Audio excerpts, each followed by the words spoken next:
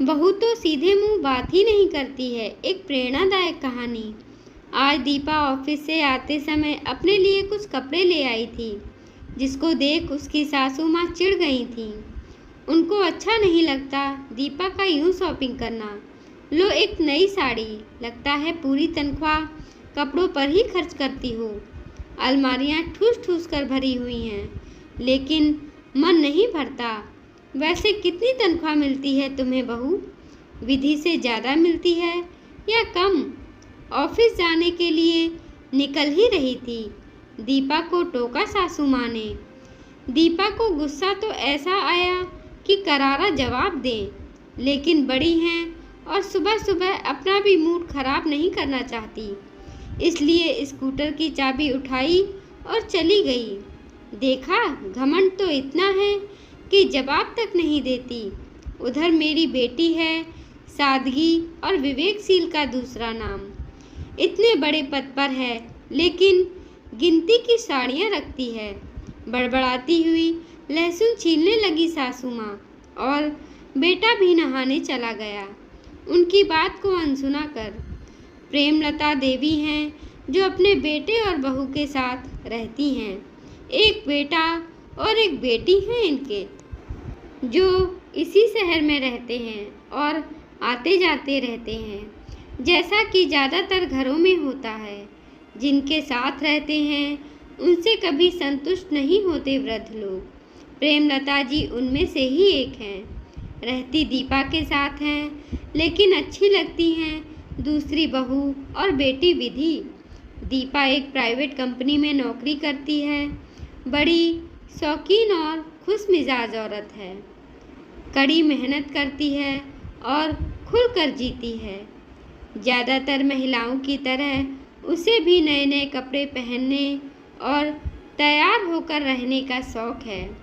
अपने पैरों पर खड़ी है और समझदार भी है, इसलिए पतिदेव भी कोई आपत्ति नहीं जताते। लेकिन सासू माँ उन्हें बिल्कुल पसंद नहीं उसका यूं कपड़ों पर खर्च करना।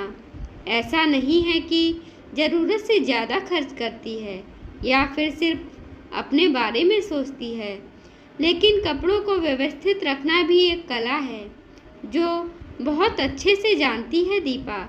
इसी वजह से उसके कपड़े हमेशा नए दिखते हैं, जो सासू माँ को भ्रमित कर देते हैं।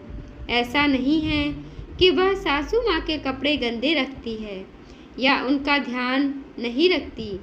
वह सबका ध्यान रखती है, लेकिन जिसे संतुष्ट होना ही नहीं उसका क्या, इसीलिए बार बार सुनाती रहती हैं और तुलना करती रहती हैं। खासकर अपनी बेटी विधि से बहुत तुलना करती हैं, जो अक्सर नाराज़गी का कारण बनता है घर में। इस तरह अनजाने ही खलनायिका बन जाती है विधि, जो इन सब बातों से बिल्कुल दिलचस्पी नहीं लेती।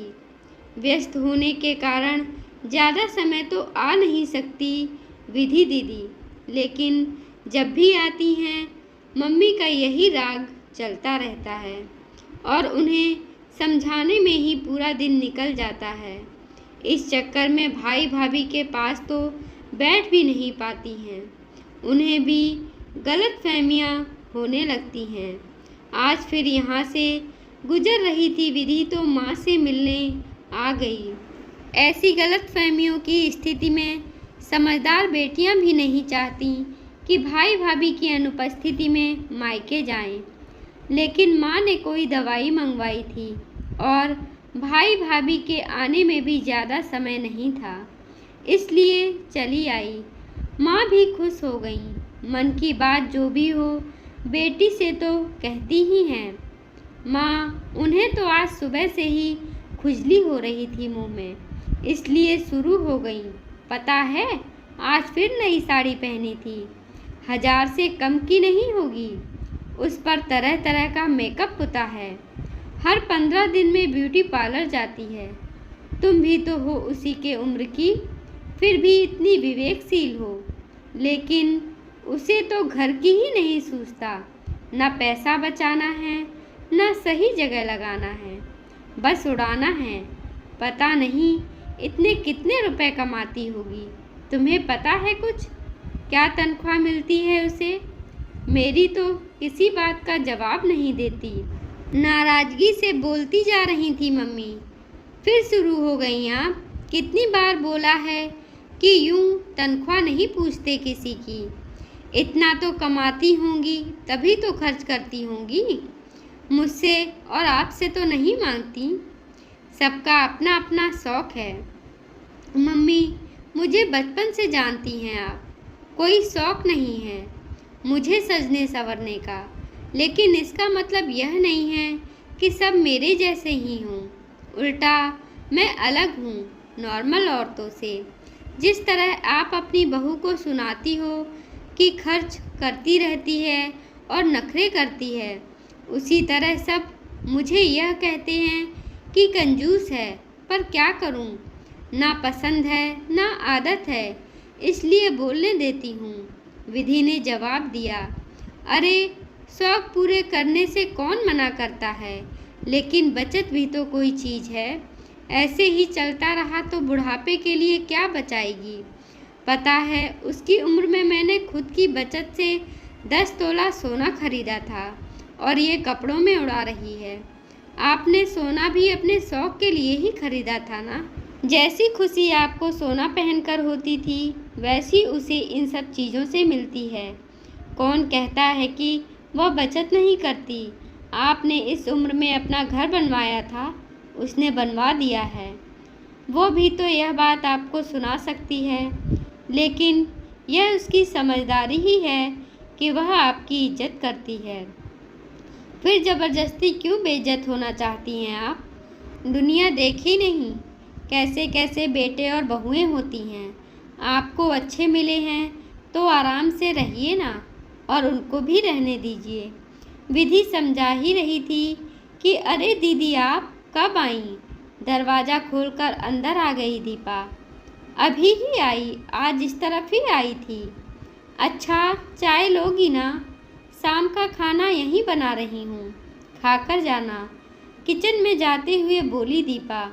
और विधि समझ चुकी थी कि मेरी बात सुन ली है उसने, लेकिन खुशी थी कि माँ समझे ना समझे, दीपा की गलतफहमियाँ ज़रूर दूर हो चुकी हैं अपनी ननद के प्रति।